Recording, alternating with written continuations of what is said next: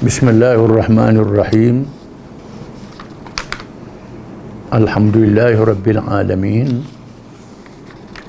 Ar-Rahmanir-Rahim. Maliki Yawmiddin. Iyyaka na'budu wa iyyaka nasta'in. Ihdinas siratal mustaqim. Siratal ladzina an'amta 'alaihim ghairil maghdubi 'alaihim waladdallin. Amin. Wassalatu wassalam ala Rasulillah wa ala alihi wa sahbihi wa man tabi'ahu wa nasarahu wa wala. Allahumma amin. Kita sambung perbincangan tentang mazhab Jabariyah. Mazhab yang salah kerana meletakkan dosa kejahatan yang dibawa oleh manusia kepada Allah Ta'ala. Manusia tak bersalah. Ini satu ajaran yang sangat sesat, kerana dijelaskan Allah Ta'ala beri akal, fikiran, kemampuan kepada manusia membuat pilihan dengan usaha dan ikhtiar, di mana akal dan kemampuan ini menjadi penghargaan. Kalau digunakan dengan betul mendapat pahala, disalahguna dapat dosa. Sifat ini ada pada manusia, tak ada pada makhluk yang lain. Dan sebab itu Allah Ta'ala meletakkan perhitungan dosa dan pahala kepada manusia dan jin yang sama ciri-cirinya. Ini pahaman yang betul mengikut Quran dan hadis Nabi SAW. Pahaman Jabariyah meletakkan kesalahan pada Allah Ta'ala. Seolah-olah manusia macam kayu, macam batu, tak ada akal, tak ada guna akal, tak ada guna kemampuan.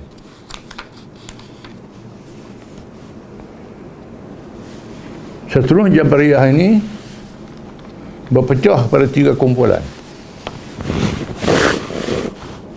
Kumpulan Al-Jahmiyah, pengikut Jaham bin Safwan. Dia telah melahirkan kesesatannya di Tirmiz. Tirmiz ialah satu wilayah di Iran, sempadan Afghanistan, di mana bukan sahaja dia menaburkan ajaran Jabariyah yang meletakkan dosa kepada Allah Subhanahu Wa Taala, tetapi juga menambah dengan beberapa kesesatan yang lain. Tambah kesesatan yang lain. Di antara ajarannya ialah, yang pertama, dia menyatakan bahawa syurga dan neraka itu binasa. Tamat ceritanya. Sedangkan disebut dalam Quran kekal. Golongan ini mengatakan syurga neraka tiada sesuatu pun bersama dengan makhluk, tak ada kekal abadi, kekal Allah Ta'ala saja. Betul, Allah Ta'ala yang kekal secara wajib, tapi Quran menyebut syurga neraka Allah Ta'ala jadikan kekal, disebut dalam Quran. Ini bercanggah dengan Quran dan hadis. Yang kedua, kata mereka, gerak-geri ahli syurga dan ahli neraka itu akan berhenti, kerana tiap-tiap yang bergerak itu akan berhenti, jadi beku, habis, mati pula sekali lagi. Sedangkan disebut lepas pada alam akhirat Allah Ta'ala jadikan selama-lamanya. Disebut dalam Quran, dalam hadis, ayat-ayat yang banyak dan hadis-hadis yang banyak. Khalidina fiha abada, kekal selama-lama. Quran sebut. Yang ketiga, kata mereka, iman itu ialah ma'rifah. Iman itu kena Allah Ta'ala. Percaya tak percaya, tak apa. Bila kena Allah Ta'ala, berimanlah.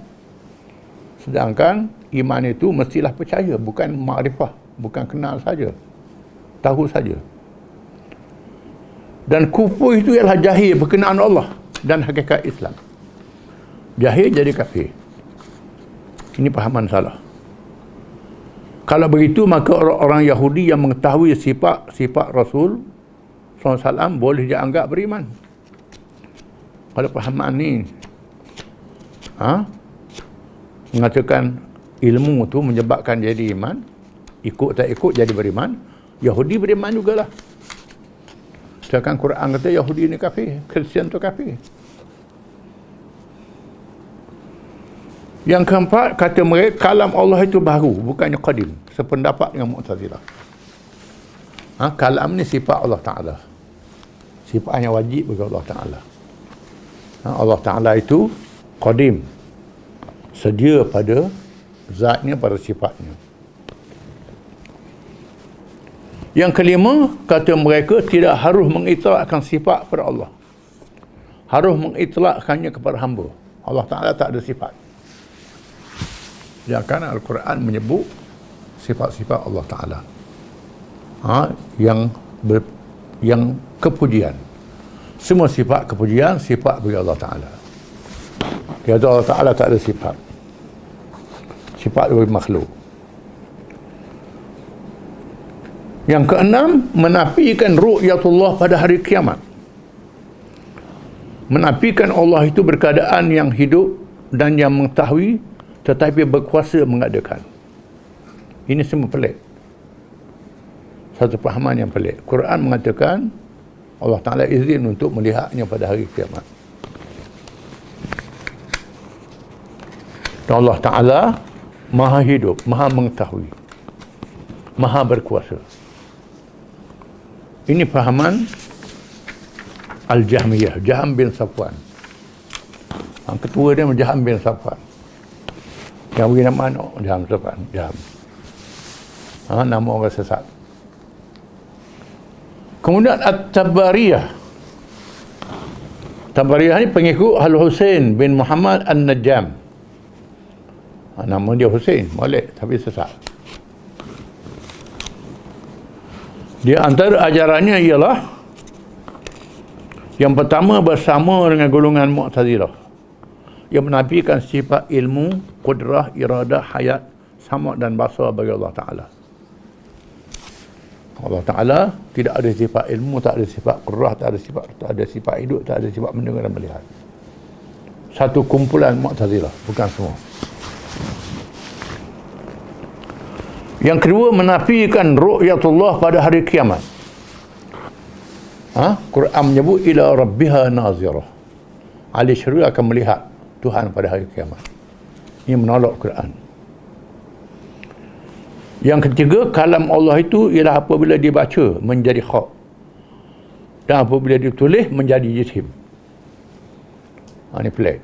Bila dibaca jadi hak, jadi perkara yang benar. Bila ditulis jadi jisim. Macam tubuh itu saja.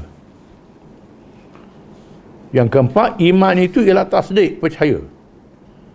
Sesiapa yang mengerjakan dosa besar, mati dalam keadaan tidak bertaubat, dibalas di atas dosa itu dan wajib dikeluarkan daripada neraka. Wajib keluar daripada neraka. Allah Ta'ala dipaksa. Sedangkan Allah Ta'ala tak boleh dipaksa. Dia tambah-tambah sifat-sifat itu. Reka dengan akal dia.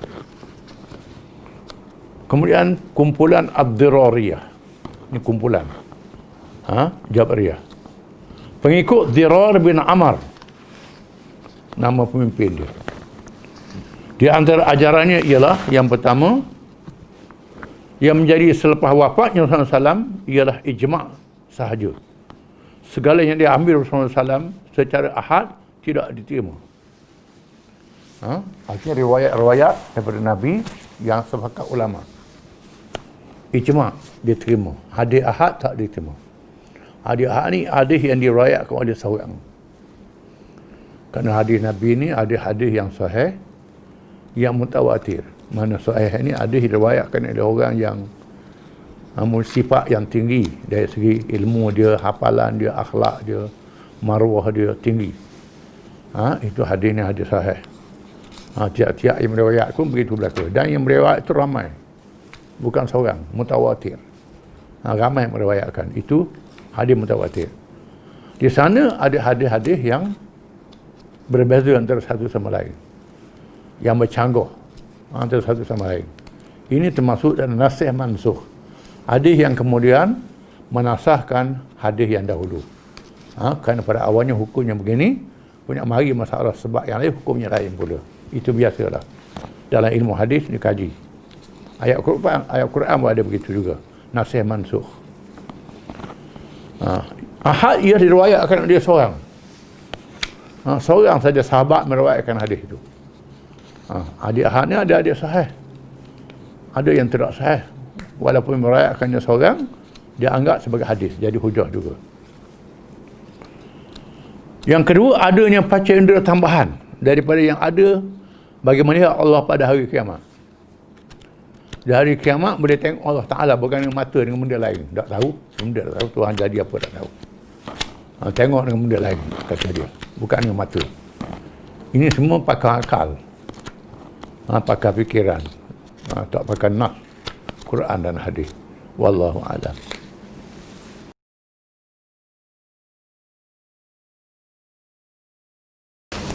Bismillahirrahmanirrahim. Peperangan Hunain. Hunain ni nama tempat. Lepas pada Perang Arafah. Lepas pada Arafah menuju ke Taif, dikenali dengan lembah Hunain. Di sini berlakunya perang. Dikenali perang Hunain. Setelah Fathu Makkah menjadi pukulan hebat terhadap seluruh bangsa Arab yang degil bersama jahiliah. Akhirnya mereka wajib menerima hakikat menyerah diri kepada Islam. Tetapi masih ada yang berdegil tidak mahu menyerah kalah. Mereka ialah kabilah Hawazin dan Saqif. Disertai oleh kabilah-kabilah kecil yang bergabung tenaga dengan mereka seperti Nasr, Jusham, Sa'ad bin Bakar, kabilah Halimah Sa'diyah, ibu susuan Rasulullah SAW. Dan beberapa orang dari kalangan Bani Hilal. Mereka merasa gagah untuk melawan dan tidak bersedia untuk tunduk kepada pengaruh Islam yang sudah kuat itu. Mereka berkumpul dengan dipimpin oleh seorang pemimpin muda bernama Malik bin Auf yang berumur 30 tahun. Akhirnya Malik bin Auf ni masuk Islam. Akhirnya ni cerita belum Islam lah. Dengan semangat jahiliah yang berkobar-kobar, lagi angkuh dengan keberanian melulu. Kabilah Saqif ni kabilah yang tinggal di Taif, yang merejam Nabi dengan batu. Dalam sirah Nabawiyah, ketika Nabi merasa tertekan di Mekah, Nabi pergi ke Taif, mengajak penduduk Taif masuk Islam. Tiba-tiba mereka layan lebih keras daripada orang Mekah lagi. Taif ni terkenal dengan orang yang sangat jahat, keras. Padahal bila mereka dengar Mekah ni kalah, bukan mereka tunduk, mereka jadi makin ganas. Kerana mereka menganggap makin kuat. Di mana Saqif bergabung dengan Hawazin dan kabilah-kabilah yang lain. Dipimpin oleh seorang panglima muda, Malik bin Auf. Bala tentera musyrikin itu berkumpul di lembah bernama Autas, berhampiran lembah Hunain. Dikumpul di Autas dulu. Jumlah mereka 20,000 bala tentera, yang dianggap sangat besar di zaman itu. Ketua mereka mengarahkan supaya dibawa bersama segala harta benda daripada binatang ternakan yang banyak dan lain, serta seluruh anak dan isteri. Kononnya untuk memberi semangat juang yang lebih tinggi dan berkobar-kobar. Dalam kalangan mereka ada seorang yang sudah terlalu tua, melebihi umur 100 tahun, bernama Duraid bin As-Sammah, yang telah buta, tetapi sangat berani dan berpengalaman di medan perang, walaupun tidak mampu berperang, tetapi nasihat dan pandangannya diambil. Ini kedudukan kabilah ini. Pemimpin dia muda, umur 30, tengah semangat, tengah kuat. Tapi bersama dia ada seorang pemimpin yang sudah tua, umur 1 tahun lebih, buta pula. Durik bin Sammah. Bukan saja penglima, bahkan kebal. Tikam takluk ni. Buta tikam takluk. Kita akan baca kisah dia ni. Dia nak perang tak boleh dah kerana usia sudah tua. Tapi sangat bijak tentang peperangan. Jadi penasihat. Kabilah Hawazin yang mengajaknya supaya memerangi Rasulullah SAW dengan keangkuhan yang pernah ditunjukkan oleh orang-orang Yahudi Bani Qainuqa yang memperkecilkan kemenangan tentera Islam dalam peperangan Badar dengan berkata, Muhammad tidak berperang dengan orang-orang yang pandai berperang seperti kita. Kalau berdepan dengan kita, tahulah mereka siapa kita. Akhirnya Allah mengajar Yahudi Bani Qainuqa apabila mereka dikalahkan oleh tentera Islam dengan hina. Muncullah pemimpin munafik Abdullah bin Ubay menyelamatkan mereka dengan merayu Rasulullah SAW supaya mereka dihalau keluar dari Madinah tanpa dibunuh. Ini cerita Yahudi Bani Qainuqa. Yang angkuh bila Nabi menang perang Badar, Yahudi kata perang orang tak reti. Kalau perang dengan kami tahulah. Ini samalah juga dengan kabilah ni, Hawazin. Adapun kabilah Hawazin memperkecilkan kemenangan umat Islam membebaskan Mekah. Walaupun mereka terkejut, tetapi dengan angkuh bersedia untuk berperang dengan Islam. Maka terjalinlah semangat muda yang melulu yang ada pada Malik bin Auf yang berusia 30 tahun dengan Duraid bin As-Sammah yang dianggap paling bijak berperang tetapi buta, tidak mampu lagi turun ke medan. Ini gabungan dia. Apabila diajak bersama, dia bertanya. Bila Duraid bin As-Sammah dia ajak bersama, dia tanya, kamu berada di lembah apa? Di mana kita berada sekarang? Menunjukkan dia ni pengalaman. Kawasan-kawasan dia tahu. Mereka memberitahu lembah Autas. Dia menjawab. Duraid kata, baik untuk berkuda. Tanahnya tidak keras dan tidak lembut berdebu. Ini hebat. Memang dia seorang pintar ilmu peperangan. Kawasan ni baik kalau guna kuda, dia kata. Kalau berperang. Dia bertanya lagi, mengapa kedengaran banyak suara unta, keledai, kanak-kanak, kambing dan lembu? Mengapa dia buta? Bunyi suara budak-budak ramai. Bunyi suara keledai, suara lembu, kambing sekali. Mereka menjawab, Malik yang menyuruh supaya membawanya. Malik suruh bawa untuk beri semangat berperang. Dia bertanya, mana dia Malik? Suruh panggil Malik.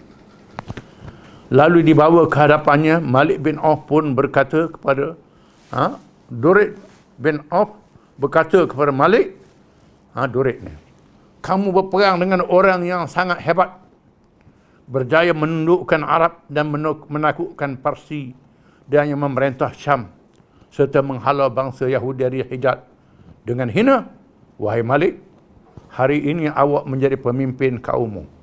Akan berlaku hari ini perkara yang tidak seperti hari-hari selepasnya.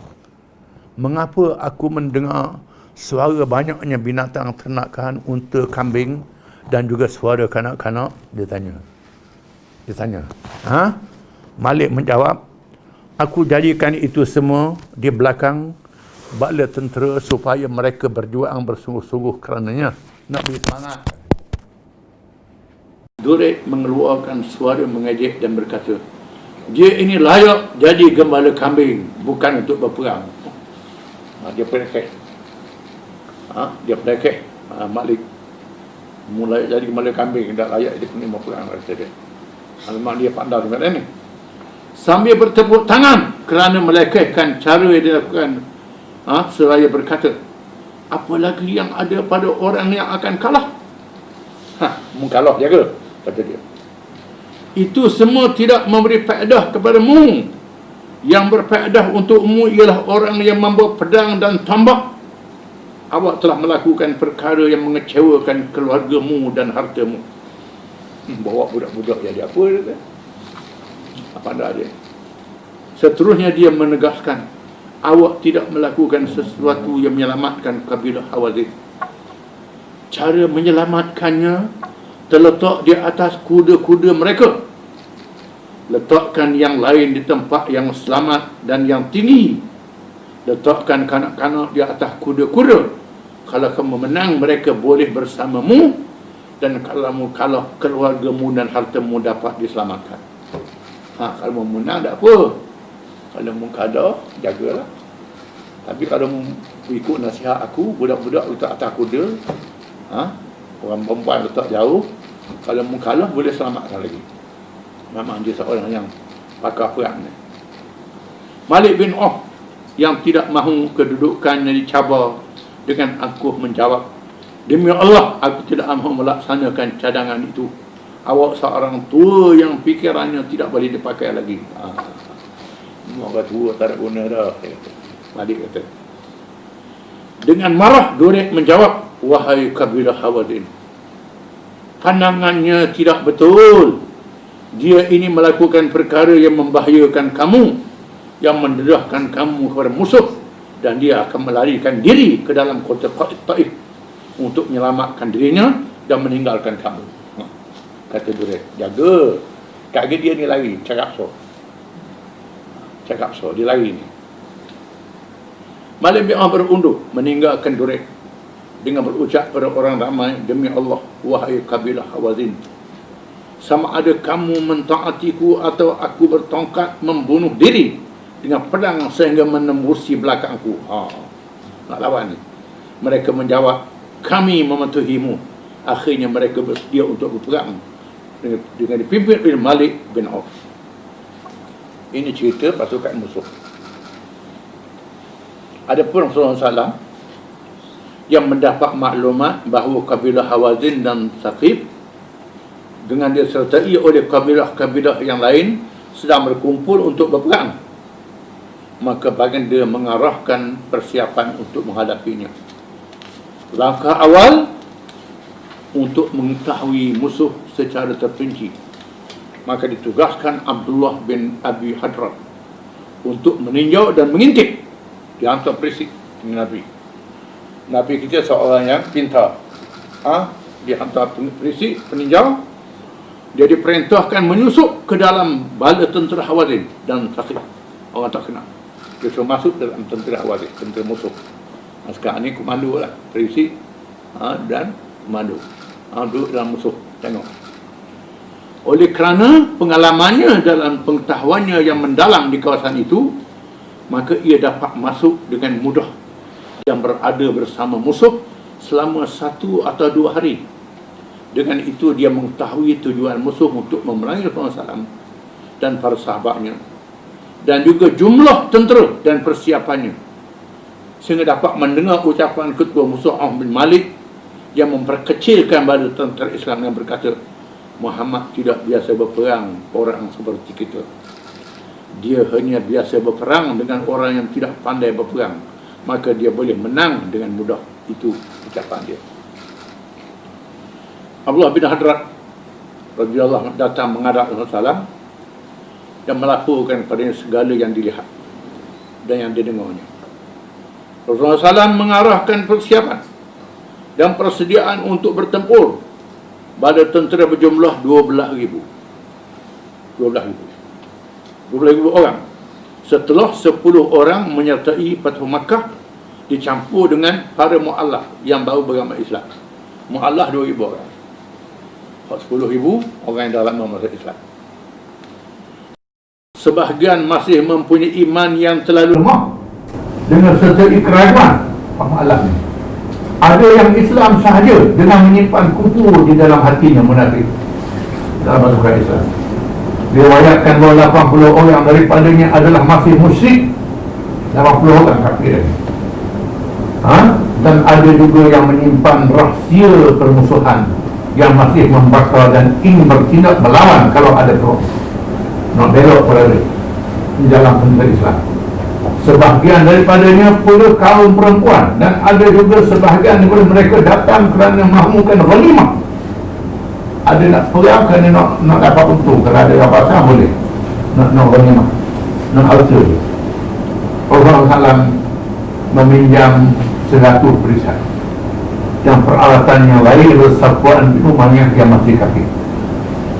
Rasulullah pinjam 100 daripada Safwan bin Umayyah di Mekah yang masih kafir. Selepas ini menganut Islam dan tidak mahu diganti perisai yang hilang. Akhir Safwan masuk Islam, mesti dia berkafir lagi. Dia bertanya, adakah merampasnya? Rasul sabda, meminjam dengan jaminan. Ikut satu riwayat, Nabi panggil dia, wahai Safwan, aku tahu mu ada simpan senjata di sini, nampak mukjizat Nabi. Tak ada sebut dia beritahu. Tiba-tiba Nabi tahu dia simpan senjata. Pak Roti, dia pun heran. Dia buat songkok waktu kita dia simpan. Dia tanya, pinjam ke apa? Dari kita pinjam.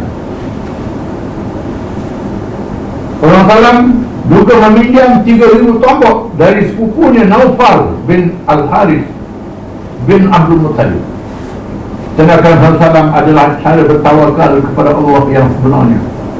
Dia melakukan ikhtiar dan sebab yang sahih yang diperintah oleh Allah. Firman Allah Ta'ala, "A'iddu lahum mastata'tum min quwwah wa min ribatil khayl turhibuna bihi aduwwakum aduwwakum wa akharina min dunihim la ta'lamunahum wallahu ya'lamuhum wa ma tunfiqu min syai'in fi sabilillahi wa fa ilaykum wa antum la tuzlamun." Surat Al-Anfal ayat 60. Artinya, dan bersedialah untuk menentang mereka musuh dari segala jenis kekuatan yang dapat kamu sediakan, dan dari pasukan berkuda yang lengkap bersedia untuk menggerunkan dengannya akan musuh Allah dan musuh kamu, serta musuh-musuh yang lain dari mereka yang kamu tidak mengetahuinya, sedang Allah mengetahuinya. Dan apa sahaja yang kamu belanjakan pada jalan Allah agar disempurnakan balasannya kepada kamu, dan kamu tidak akan dizalimi. Allah Ta'ala suruh Nabi dan orang Islam membuat persediaan. Anak berpulang kena siap, jangan pulih dada begitu. Tak ada persiapan. Persiapan mastata'tum mengikut kemampuan. Jangan sembunyi kemampuan. Kemampuan kamu sekadar banyak-banyak, bukan mesti sama dengan musuh. Yang penting kamu menyiapkan kelengkapan dengan ikhlas kerana Allah Ta'ala, walaupun tak sama dengan musuh. Ini maksudnya. Dalam peperangan Hunain, Rasulullah SAW sendiri melengkapkan dirinya dengan 2 baju kerisai, pembalut berantai, dan kopiah besi. Pakai kopi besi. Nabi dia pakai baju rata, baju rantai, baju tak boleh tembus oleh senjata, oleh tanah. Bukan mandi minyak yang berubah. Bukan pakai begitu, jauh pakai baju rantai dan pakai kopiah besi, tapi besi. Walaupun Allah telah memberi jaminan untuk memeliharanya kejahatan musuh dengan firman-Nya, wallahu ya'simuka minan nas, dan Allah juga yang memeliharamu dari kejahatan manusia. Allah Ta'ala jamin pelihara Nabi, tapi Nabi beri ikhtiar itu. Pakai baju rantai, pakai topi besi. Persediaan berjaya.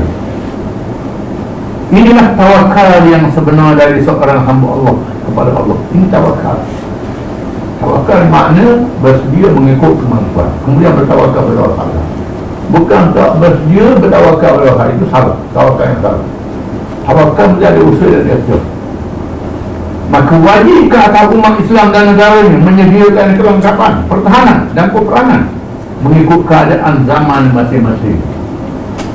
Zaman dulu dengan pedang, dengan panas, baju rantai, kuda, zaman sekarang kereta perisai, kereta kebal, roket, jauh dekat, mana berlaku bom, jenis kapal terbang, peluang dan sebagainya. Dalam semua peperangan, Rasulullah memerintah supaya mengadakan persediaan yang selengkapnya mengikut perintah Allah, mengatur strategi. Ada strategi, bukan pergi begitu, menyembunyikan pergerakan tentu daripada musuh, bergerak dengan kerahsiaan. melakukan hilaf dan tipu daya peperangan dengan bersabda al-harbu khid'ah. Peperangan itu tipu hilaf. Mesti ada taktik tapi tipu hilaf untuk mengalahkan musuh. Maka peperangan dimulakan dengan persediaan segala-galanya, termasuk persediaan maklumat berkenaan musuh dan keadaan muka bumi medan yang dihadapi. Semua dikaji.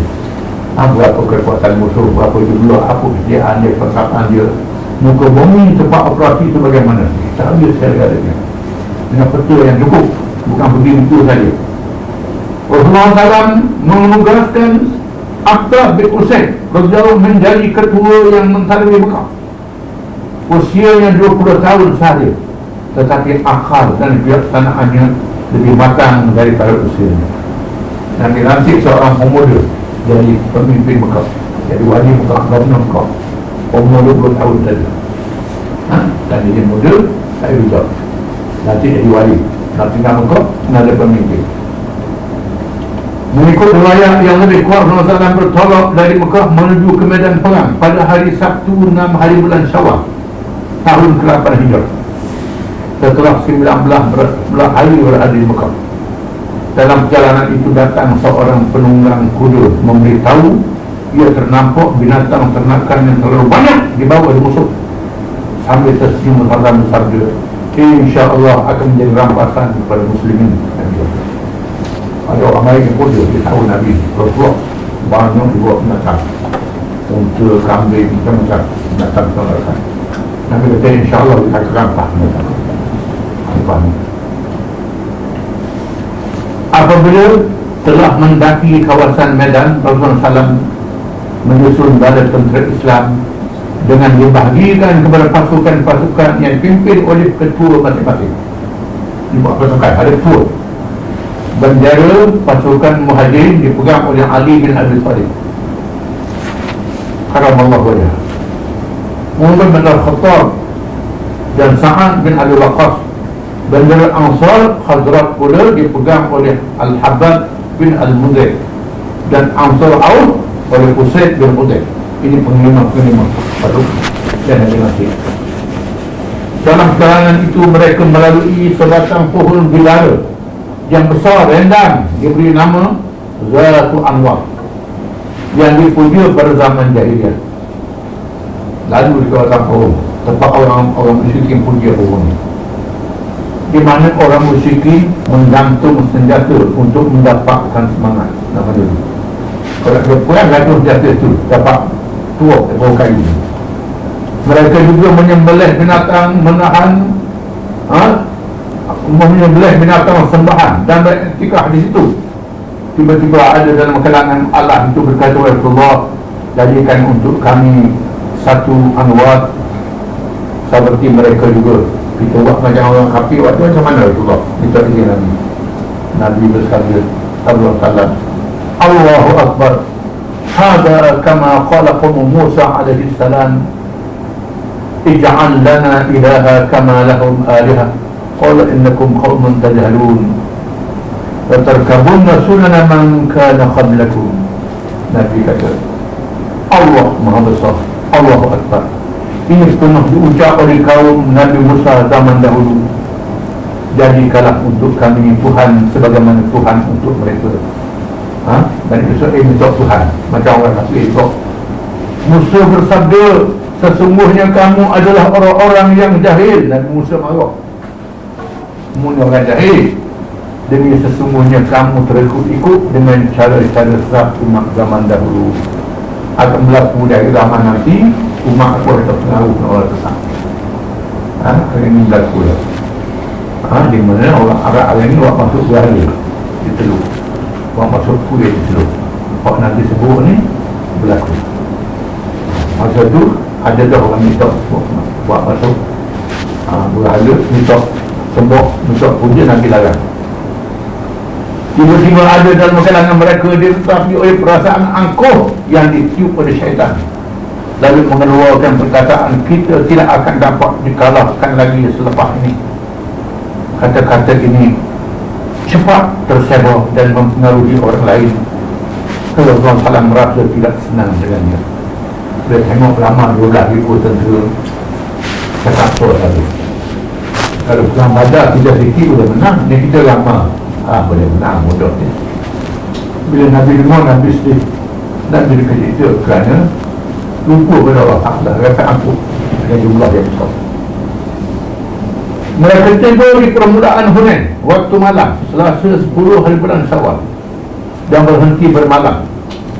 Kawasan berlembah-lembah dan lurah-lurah yang menjadi jalan-jalan di celah bukit bukau. Tentera Islam berada di lembah yang bernama Tihamah. Rasulullah SAW bersabda, siapakah yang bersedia menjadi pengawal kami pada malam ini? Nabi malam satu lembah. Siapa nak jadi pengawal selamatan malam ni? Anas bin Abil Marsad radhiyallahu anhu jawab, saya Rasulullah SAW memerintahkannya supaya berada tempat tinggi untuk mengawasi lembah dan lorong. Di awal pagi Rasulullah SAW keluar untuk bersalat, dan setelah selesai baginda bertanyakan orang ditugaskan untuk berkawal. Bila Anas bin Marsad turun dan terus ditanya berkenaan tugasnya, dan berpuas hati dengan laporannya. Kalau tanya orang yang duduk dalam bukit, apa keadaan sekeliling, semua puas hati.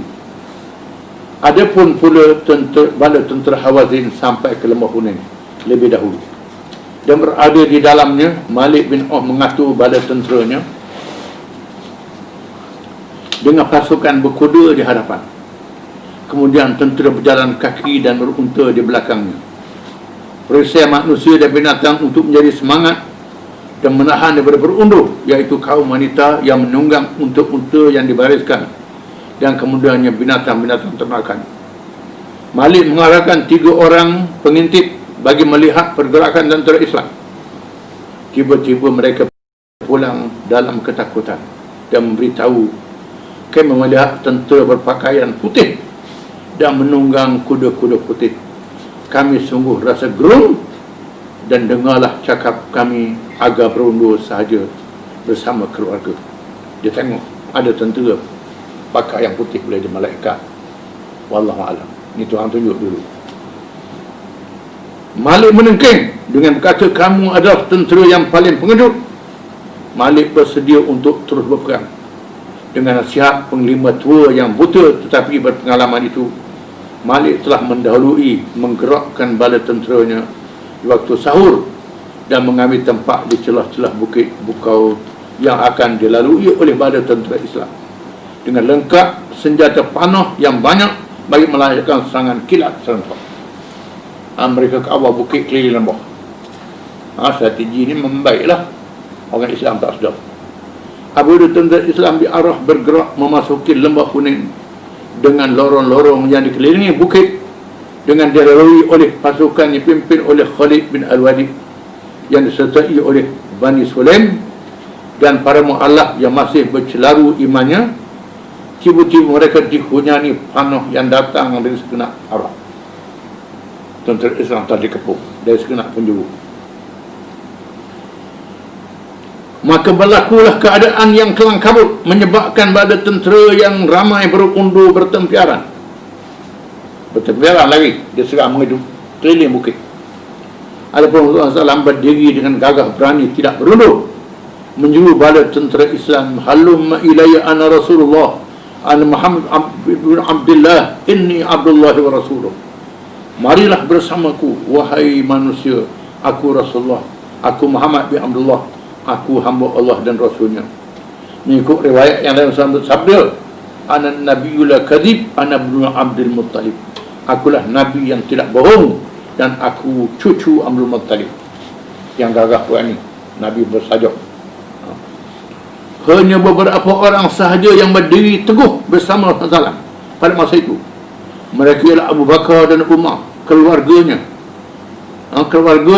yang beriman, Ali bin Abi Talib, bapa saudaranya Abbas, dan sepupunya Al-Fadl bin Abbas, Abu Sufyan bin Al-Haris yang baru menganut Islam, waris Nabi baru masuk Islam. Rabi'ah bin Al-Haris, Mu'attab bin Abi Lahab, Fudail bin Abu Sufyan, Aiman bin Ayman, Usamah bin Zaid, Ada riwayat yang menyatakan 100 orang, 80 orang, 10 orang, 20 orang, dan 300. Ada kata 300 orang. Kesimpulan daripada 12,000 orang yang tinggal sedikit saja. Lari habis. Mereka kena panah. Tinggal banyak tu je. Kena serang mengejut. Abu Sufyan bin Al-Haris yang didera oleh Rasulullah SAW, walaupun telah masuk Islam dalam perjalanan masuk ke Mekah, kerana ia termasuk dalam kalangan keluarga terdekat yang menunjukkan permusuhan yang kerah terhadap Rasulullah SAW. Sebelum hijrah, Sufyan telah meninggalkan kudanya dengan menghunus pedang bagi melindungi Rasulullah SAW, yang bersedia untuk mati syahid, memegang tali bahu Rasulullah, tali bahu Rasulullah untuk mengawalnya, dan Abbas memegang tali pelana. Abbas berkata, Abu Sufyan sepupumu, maaf dia dan redakan dia. Rasulullah SAW bersabda, Allahu lahu kull adawatin adaniha, Allah mengampunkan terhadap semua pemusuhannya terhadapku. Dan berpaling ke arahnya dan bersabda lagi, ya akhi, saudaraku. Yang hari ini ialah sepupu Nabi yang masuk Islam kemudian. Yang Nabi sangat marah bila Nabi masuk Mekah, barulah dia mari masuk Islam. Nabi tak layak, Nabi tak tegur. Nabi tak tegur kerana berasa hati marah. Tiba-tiba masa perang Hunain orang lain lari, dia tak lari. Dia buktikan keimanan dia. Ni cerita ni. Abu Sufyan Al-Harith mencium kaki Rasulullah yang terletak pada pelana dan Rasulullah bersabda, Abu Sufyan Al-Harith min syubani ahli jannah atau min sifitiyani ahli jannah. Nabi kata, Sufyan Al-Harith dalam kalangan pemuda dalam syurga, atau dalam kalangan pemimpin pemuda dalam syurga. Nabi berjaminan masuk syurga. Di antara yang tidak berganda ialah seorang sahabat wanita, perempuan, tak lain, Muslimah, mukminah, Ummu Sulaim binti Malhan radhiyallahu anha, berdiri dengan gagah berani dengan memegang khanjar di tangannya.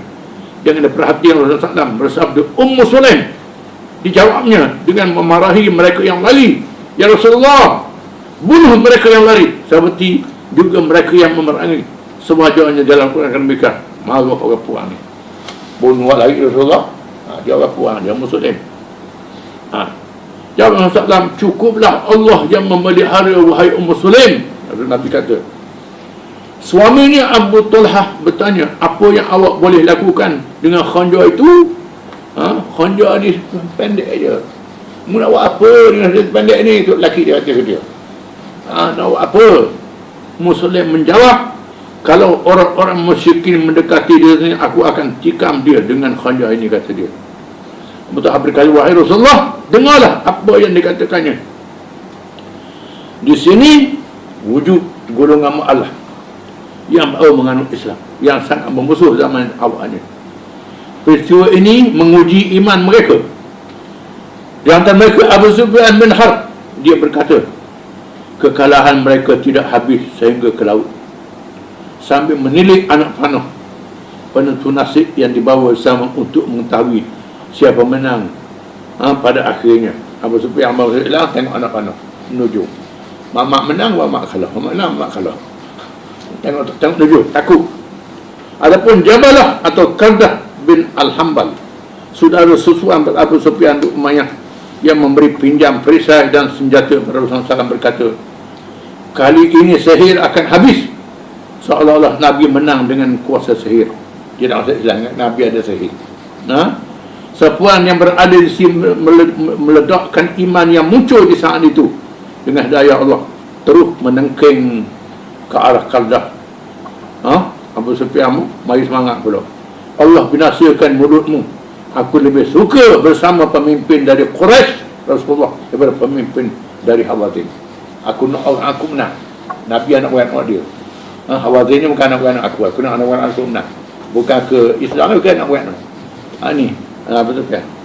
Adapun Syaibah bin Utsman bin Talhah berkata, dalam hatinya, inilah peluang aku membalas dendam untuk membunuh Muhammad. Ada nak bunuh Nabi. Ini peluang aku nak bunuh Nabi. Tiba-tiba Rasulullah memandang ke arahnya dengan senyum dan menyapu dadanya dan bersabda, Allah ma'idhum nasyaitan. Tuhan beri tahu ke Nabi, dia ni nak bunuh. Nabi sapu dada dia. maka hilanglah keraguan membatalkan iman. Rasulullah SAW memerintah Al-Abbas yang terkenal dengan suara yang lantang supaya menyeru, ya ashabas samarah, wahai mereka yang berbai'ah di pokok di tempat berlakunya Hudaybiyah. Mari Abbas panggil, suara Abbas ni kuat. Sebaik saja seruan itu dilaung, tiba-tiba mereka menyahut seruan tersebut dan melulu ke arah Rasulullah SAW, laksana ibu lembu yang kehilangan anak setelah bertemu anaknya. Ada di antara mereka yang tidak dapat mengarahkan unta tunggangannya lalu meninggalkannya. Untanya dengan senjata terhunus untuk bertempur. SAW bersabda, sepupunya Abbas yang menyeru, ya ma'asal Ansar, wahai golongan Ansar. Mereka berpaling dan datang melulu ke arah Rasulullah SAW dengan senjata terhunus. Rasulullah bersabda kepada Abbas menyeru supaya surah Al-Baqarah, wahai pendukung surah Al-Baqarah. Maksudnya mereka yang mendukung dan beriman dengan ayat perjuangan tersebut dalam surah Al-Baqarah. Kami yang fatin qulitullah ayat tahu berperang dengan jalur. Berapa banyak pasukan yang kecil boleh mengalahkan pasukan yang besar dengan izin Allah. Dan wa'awfu bi'ahdikum, tunaikanlah perjanjianku dengan kamu, nescaya aku tunaikan janji kamu. Ini tu pada Bani Israel. Firman Allah Ta'ala, wa min nas man yasi nafsu ibtigha mardatillah, dan di antara manusia ada orang yang mengorbankan dirinya kerana mencari keridaan Allah dalam masa yang cepat, berhimpun dengan bersesok menuju ke arah salah. Kursi balik mula lagi tadi dengar suara Abbas. Abbas menceritakan senjata mereka yang berasal-asal itu lebih membimbangkan aku akan mengenai Rasulullah SAW daripada senjata musuh. Aku bimbang kena senjata sendiri kerana berebut datang mendekat Nabi. Orang terus mengarahkan mereka agar menyerang musuh. Lalu mereka menyerang balas dengan sehebat-hebatnya. Seorang pahlawan musyrikin menunggang unta berwarna merah dengan mengangkat bendera hitam yang diikat di hujung tombak yang panjang mendahului serangan musyrikin yang ganas itu. Kepada Ali bin Abi Talib bersama seorang sahabat dalam kalangan Ansar menghalangnya dengan menetak unta sehingga jatuh, dan sahabat yang mengiringi beliau menetak pembawa bendera tadi sehingga putus betisnya, dan dalam pada itu tentera Islam terus menentang musuh dengan gembira dan bersemangat. Rasulullah SAW menyaksikan keberanian dan kepahlawan para sahabat dan mengeluarkan sabdanya, al-an hamyal watis, sekarang batu pembakar daging telah panas, semangat kembali semula dengan berkobar-kobar, dan bersabda kepada bawah tunggangannya, ya Duldil, ilbani wahai Duldil, nama bawah sila duduk. Baral yang tunggang itu mematuhi arahan duduk. Tiba-tiba Rasulullah SAW mengambil segenggam pasir dengan tangan lalu bersabda. Nabi itu ambil pasir segenggam, Nabi bersabda, syahatil wujuh, dibinasakan wajah-wajah mengikut seriwayat, hamim la yunsarun, hamim mereka tidak ditolong. Mengikut riwayat yang lain disebut kedua ayat tersebut. Seterusnya dilontar ke arah musuh, maka datanglah pertolongan Allah secara mukjizat apabila pasir yang dilontar mencari musuh dan memasuki mata, mulut dan hidung mereka. Lalu hujan panah berhenti menyebabkan musuh dibunuh, ditawan, dan ada yang lari bertempiaran, termasuk Malik bin Auf lari bersama tentera Bani Thaqif pulang ke Taif dan bertahan di dalam kotanya. Macam Allah tu kata tadi, lari berlaku mukjizat Nabi. Mukjizat Nabi menyebabkan musuh berunduk. Lontar dengan pasir.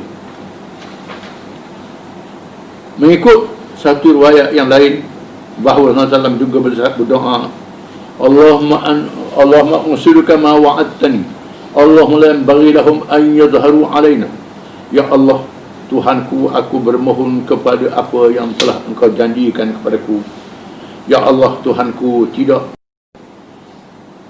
bagi mereka mencapai kemenangan mengatasi kami. Tentera Islam memburu musuh ke setiap arah yang berasingan.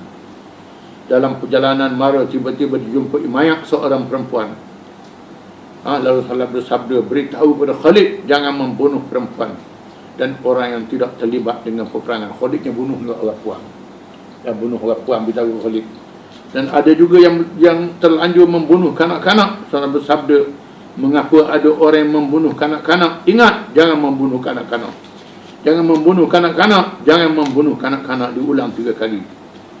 Tiba-tiba Usaid bin Hudair mencelah, tidakkah mereka anak-anak orang musyrikin? Bunuh dia anak kafir Rasulullah. Rasulullah menjawab, kami juga adalah anak-anak pemimpin musyrikin. Kita ayuh kita musyrikin juga dulu, kata Nabi. Setiap anak dilahirkan dalam keadaan fitrah bersih. Maka ibu bapanya yang menjadikan anak-anak itu Yahudi dan Nasrani. Jangan bunuh budak-budak. Maka terlalu banyak tawanan wanita, kanak-kanak dan harta rampasan yang terdiri daripada binatang-binatang ternakan. Dianggap akan berjumlah 24,000 ekor unta, 40,000 ekor kambing, 40,000 uqiyah perak, merupakan jumlah yang sangat besar di zaman itu. Semua rampasan dan tawanan itu dia letakkan di Ji'ranah, tempat orang buat umrah hari. Tak Ji'ranah. Dalam kalangan tawanan juga kakak Rasulullah SAW bernama Syaimah binti Al-Harith bin Al-Uzza As-Sa'diyah. Di antara tawanan itu kakak susu Nabi, termasuk tawanan. Apabila ia diseret dengan keras, ia terus memberitahu, aku ini kakak kepada pemimpin kamu. Aku ini kakak pemimpin kamu. Dia dah Islam Nabi. Apabila dibawa menghadap Rasulullah, ia terus memperkenalkan dirinya, wahai Rasulullah, aku ini kakakmu. Oleh kerana masa telah berlalu berpuluh tahun, sudah tentu rupanya banyak berubah. Masa Nabi kecil, Nabi susu, rupa dia berubah lah. Bro, Rasulullah bersabda, apakah tandanya? Mana tanda? Ia membuka belakangnya dan berkata, ini dia parut gigimu ketika aku menggalasmu pada masa kecil. Muka kau belakang aku ni. 7. Ya, kesan seorang Nabi tidak dihilangkan, laksana kesan tapak kaki Ibrahim di atas makam. Bekas Nabi Tuhan tak hilangkan. Macam makan Ibrahim yang tapak dia. Di Rasulullah berlinangan air mata mengenang peristiwa di zaman kecil dan terus membuang kain selendang yang tersangkut di bahu. Dihampakannya di tanah supaya kakak sesuanya duduk di atas selendang itu kerana memuliakannya. Nabi buang selendang tu, suruh kakak suruh dia duduk.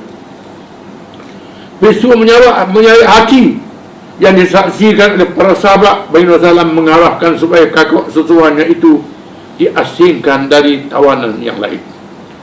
Bagi dia seterusnya bersabda, kalau kakak mahu bersama saya, dimuliakan dengan kasih sayang, atau mahu pulang bersama keluarga. Saya menjawab, mahu pulang bersama keluarga. Dia telah Islam. Dia masuk Islam. Dan Rasulullah SAW menghadiahkan kepadanya seorang hamba lelaki dan seorang hamba perempuan. Pasangan hamba tersebut telah berkahwin dan meninggalkan zuriat sehingga generasi kini dalam kalangan Bani Sa'ad. Sampai sekarang ada keturunan dia. Rasulullah menyuruh Syaimah jangan pulang lagi ke kampungnya, tetapi pergi dahulu ke Ji'ranah untuk menarik tawanan Hawazin dan lain-lain kepada Islam. Suruh kakak dia pujuk orang lain masuk Islam. Masuk Islam. Peristiwa Perang Hunain yang hebat ini diabadikan Allah dalam Quran. Wallahu a'lam.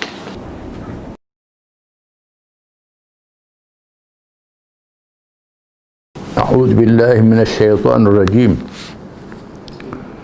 Laisa 'alaika hudahum walakinna Allah yahdi man yasha. Wa ma tunfiqu min khairin fali anfusikum. Wa ma tunfiquna illa ibtigha'a wajhillah. Wa ma tunfiqu min khairin yuwaffa ilaykum wa antum la tuzlamun. Lil fuqara'i alladhina uhsiru fi sabilillah la yastati'una darban fil ard. يحسبهم الجاهل أغنياء من التعفف تعرفهم بسيماهم لا يسألون الناس إلحافا وما تنفقوا من خير فإن الله به عليم الذين ينفقون أموالهم بالليل والنهار سرا وعلانية falahum ajruhum inda rabbihim wala khaufun alaihim wala hum yahzanun. Maksudnya,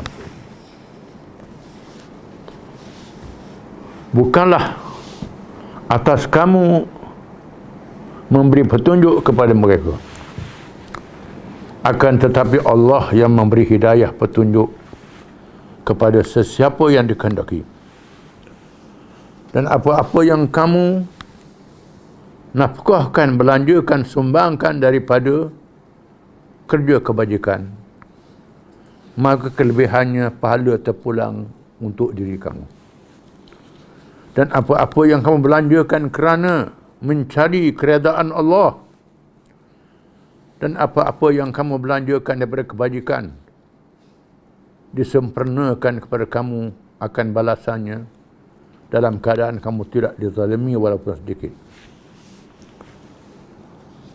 Khususnya sumbangan bagi orang-orang fakir yang terkepung kerana perjuangan menegakkan agama Allah, yang tidak mampu berusaha di atas muka bumi. Banyak orang menyangka mereka adalah kaya-kaya kerana mereka menahan diri tidak meminta sedekah. Ada yang kamu kenal mereka dengan tanda-tanda kesedihan, tanda-tanda susah pada wajah mereka. Mereka tidak meminta daripada orang secara terdesak. Dan apa yang kamu belanjakan daripada kebaikan, Allah Maha mengetahui berkenaannya. Orang yang membelanjakan harta mereka siang dan malam, sembunyi dan terang, bagi mereka pahala mereka di sisi Allah. Dan mereka tidak takut dan tidak sedih bila meninggal dunia, selepas mati, dan tak sedih di atas dunia pun. Setelah disebut dalam ayat-ayat yang lalu tentang kelebihan bersedekah secara sembunyi yang lebih ikhlas daripada sedekah secara nyata. Kadang-kadang sedekah secara nyata ada kelebihan juga kalau tujuannya untuk menggalakkan orang lain memberi sedekah. Dinyatakan dalam ayat ini, baiknya seseorang itu sama ada masuk Islam atau beramal dengan ajaran Islam bergantung kepada hidayah yang diberi oleh Allah Ta'ala. Kamu tak boleh paksa orang. Orang yang dapat hidayah, dia akan tunaikan kebajikan dengan hidayah Allah. Orang yang tak dapat hidayah, dia tak tunai, ataupun dia tunaikan dengan tidak ikhlas.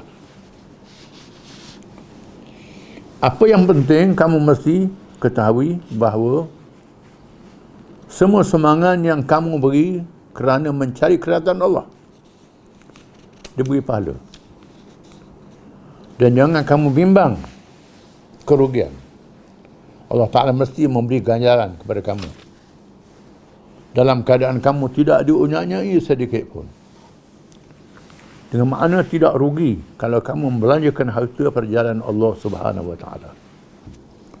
Allah Ta'ala memberi keberkatan kepada diri kamu dan harta kamu dan keluarga kamu. Makna berkah ini Allah Ta'ala jadikan kebaikan pada diri kita dan keluarga kita dengan sebab sumbangan yang kita beri.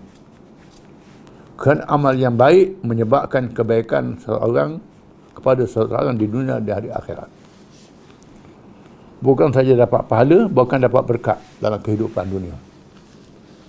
Kehidupan yang penuh dengan kebajikan, bukan kehidupan yang sia-sia. Ini sangat penting. Allah Ta'ala tidak menzalimi kamu sedikit pun. Menjalankan amal kebajikan ini terpulang kepada mereka yang dapat hidayah daripada Allah.